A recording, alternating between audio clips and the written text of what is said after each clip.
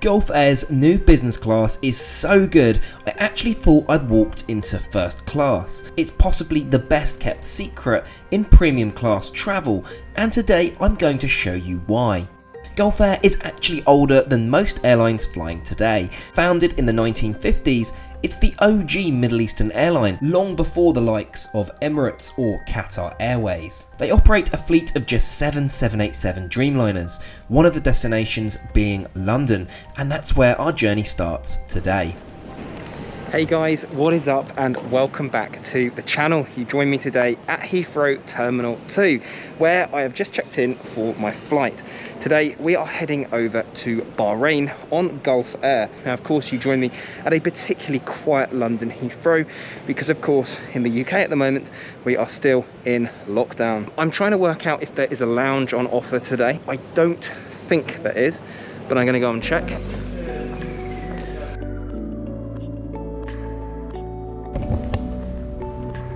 Gulf Air doesn't appear to offer lounge access in Terminal 2.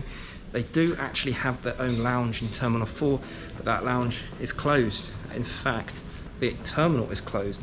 If you are flying out of London Heathrow at present, you've only got the option of Terminal 2 and Terminal 5. I've just been informed that apparently all of the other lounges are closed, and this is actually the only one that is open. Last time, if you remember, I flew out of this terminal and tried the Lufthansa lounge, but that's also closed today.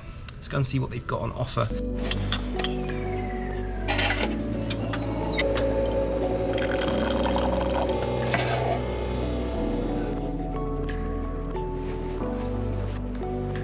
In terms of what the lounge is offering, it seems to be offering full food service, so I could have got some breakfast, although I'm saving myself for on board. This is also departing B gates, as seems to be prevalent at the moment. So basically B gates are essentially you've got to walk underneath the runway to get over there.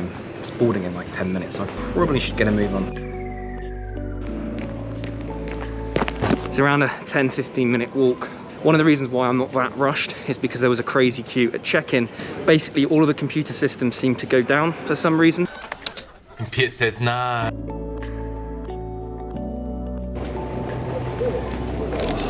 Always the same.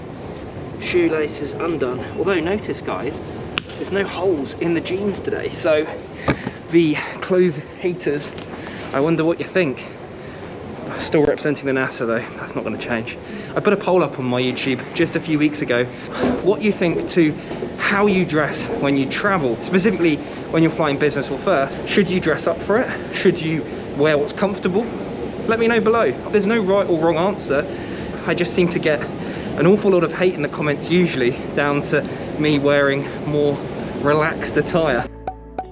It really does fascinate me why it winds so many people up. Anyway, over in B gates, the 787 Dreamliner of Gulf Airways that we're going to be flying over to Manama in Bahrain, or little known as one of the best in the sky. So I'm still waiting at the gate. Basically, we're currently looking at a pretty delayed flight, which is a little concerning because I've got a pretty tight connection in Bahrain. Anyway, whilst I'm here, let's have a look at what else is knocking about here. We've got an awesome Singapore Airlines A350 and an Air India Dreamliner as well. Brilliant, thank you so much. Tickets all sorted, time to get on board. Last time I checked, by the way, there was only one other person in business. Be interested to see what that is like now. Maybe there's been some last minute upgrades, maybe last minute tickets. Let's see. Hello, how's it going? 1-8. Guys, how epic is this? This is my suite just here. And I've just been informed that today's flight is literally me and one other passenger. First impressions are simply outstanding. The very fact that it's a 2-2-2 configuration and everyone gets direct aisle access is super cool.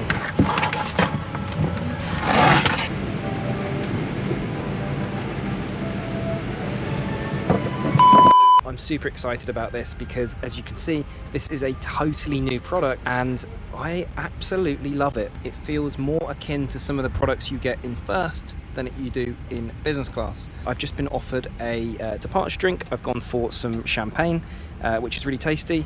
I've also got a Amenity Kit, some pajamas and bedding. We'll go through all of that when we take off, and I'll go through the seat features, etc. It's not long before the jet bridge is retracted and the safety video is screened in prep for departure. I kind of liked the cartoon style of the safety video, for once quite engaging. As we pushed back, the captain apologised for the delay, again down to Heathrow IT issues outside of Gulf's control. Flight time would be around 5.5 hours. Right guys, so we've just reached altitude and I thought I would show you around the cabin. This honestly is absolutely stunning. It's better than I ever really expected. That's for good reason. So to give you a bit of background, these are called Apex suites. They're absolutely vast, but they were originally designed for first class. A high density first class albeit, but still they were designed for first class. So you get among the most room in the sky in business class. I mean, there's just so much of the seat that I am a huge fan of. I mean, you don't have a cubby for your feet. The seat is pretty wide. You've obviously got direct aisle access from every seat. Go through all the different seating options right now, but I'm currently in seat 2A. I actually was assigned 1A, but I probably wouldn't pick it because I don't think it's as good as, say, 2 or 3 or 4A. And the reason I say that is that it feels a little bit more pinned in because you're further towards the galley. You don't have stowage space in front of your seat. So it goes without saying you've got a lot of different controls going on here. There's a massage function. You've obviously got a whole bunch of different controls here. I'm going to end up falling asleep with that massage function. You've got your in-flight entertainment controller here. This is actually very similar to what you get on Q Suites. I don't know what that camera is on the back there. That's interesting. Video call perhaps, like Emirates first class. That'd be funny. Anyway, that sort of stows neatly just there, which I really like. This one here is a pretty cool one. If you press that, it lowers the divider between your two seats. So if you're traveling as a two, it means that you can sit right next to your partner. But if you're traveling on your own, of course, this will be raised and allow you to have privacy as if you're in your own individual suite. It should appear more on different airlines. Currently, I think it's operated on JAL's business class. It's operated on Oman Air's business class on their 787s. I don't know about you, but I make it dinner time. Let's get the tray table out and get some food on the go. No cardboard boxed meals here. Good to see Gulf have maintained a high standard of service. I started with the traditional Arabic meze, served with Arabic breads and some focaccia. Next up, I went for the vegetarian option. Wow, what am I doing, you say? It was a delicious 4-cheese gnocchi. Love it. To finish, I ordered a coffee and dessert. Well, the crew encouraged me to try both, and who am I to say no, so the brownie and panna cotta went down spectacularly. What I really like about this is that, say you're in the middle of your food and say you want to drop over to the bathroom mid-meal, you can simply move this and it allows you to be able to get in and out still, which I think is incredibly well thought through. Right, let me put my mask on and we'll go and have a look at some other suites so you can compare this. Oh goodness me, I'm having a right nightmare here. So of course you've got your own access, and here is the aisle seat. It's still nice, but it wouldn't be my first pick, of course, because you're quite exposed, but it's still pretty private. And also, of course, you have direct aisle access. So this is the middle suite here, perfect for if you're traveling as a two. Of course, as with the other one, you can press this button here and the partition will go down, allowing you to travel quite comfortably with a partner or a friend. But yeah, anyway, aside from that, the rest of the seat is relatively the same. I was going to try and find out what it's like when you set up the suite into a bed, which is always a highlight. Oh my god, look out the window, guys. Can you see the mountains?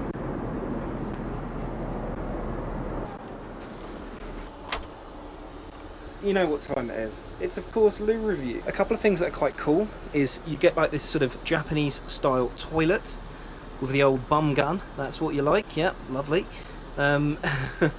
Of course, the sink, I don't think that, so it's exclusively blended for Golf 8, it's just standard hand wash. There's like a reed diffuser and some moisturiser. So overall, a relatively basic but nice bathroom. Right, so I was just going to show you what you get. So ordinarily you wouldn't get this on a day flight, but they very kindly provided it to me. This is the Amenity Kit. You get some socks, a mouthwash, dental kit, earplugs, got a comb, always nice, perfume, rice extract lip balm, some facial and hand moisturiser.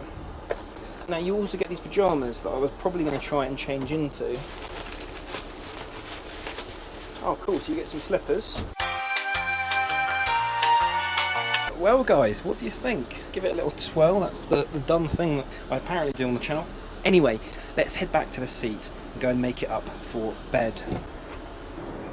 Right, all changed, and I guess the real benefit of having such a quiet cabin is that I can pick and choose where I want to kind of chill out. This is probably the only area I felt Gulf didn't excel in, albeit what on a day flight, many do still like to have a nap, and whilst the pillow was substantial, the blanket was thin and not particularly luxurious. Something more akin to Qatar's super soft throw would have been welcome here, I feel. In no time at all, it was time for the descent into Bahrain. Right guys, welcome to Bahrain. That flight was absolutely amazing. It surpassed all my expectations. I knew the business class was very competitive, but I didn't quite realise just to the extent of how good it was. It was more in between business and first. So I hope you've enjoyed the video. It's been an awful lot of fun to film, but do let me know what you think in the comments below. I'll catch you all again next week.